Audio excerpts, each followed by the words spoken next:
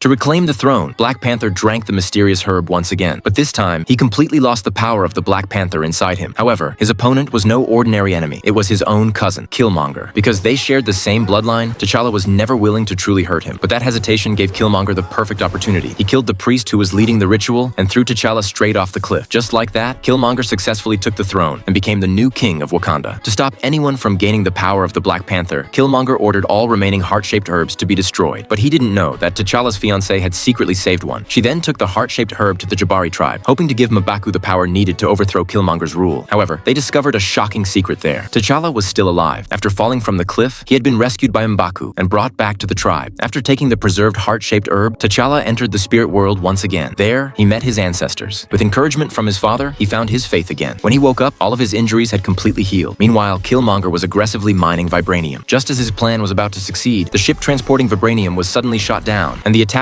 was the Black Panther who had returned. Killmonger immediately sent his forces to stop him. Facing the intense attacks, Black Panther used his incredible agility to dodge every strike. Then, he released the kinetic energy stored inside his suit. A powerful shockwave instantly sent his enemies flying backward. After that, he used his weapons to destroy the aircraft in the sky. After discovering Killmonger's true intentions, General Okoye finally decided to rebel. She led her forces to overthrow the tyrant. Furious, Killmonger summoned his armor, transforming into the Golden Jaguar and joining the battle. With his overwhelming strength, he easily defeated every enemy in his path. Meanwhile, Black Panther faced the charge of an armored rhino. The massive force sent him flying, and he lost consciousness for a moment. At the critical moment, Okoye used her weapon to restrain Killmonger, but the Golden Jaguar's power was simply too strong. Just as everyone was in danger, Black Panther stood up again. He released the energy stored in his suit, sending all nearby enemies flying backward. Then, he charged straight toward Killmonger. The two fell together into the underground train tunnels, and there, they began their final battle. Their suits collided again and again, with neither side gaining a clear advantage. T'Challa asked Shuri to activate the magnetic train system. As the train started moving, both Black Panther suits began to lose their functions. The battle entered its final moment. T'Challa seized the opportunity and threw his weapon into the air. Then he grabbed Killmonger and rolled across the ground with him. The moment the weapon fell, the blade struck perfectly into Killmonger's chest. In the end, T'Challa won the battle. Meanwhile, Okoye's forces were surrounded by enemies. At the most dangerous moment, M'Baku arrived with reinforcements. With their support, Killmonger's army was completely defeated.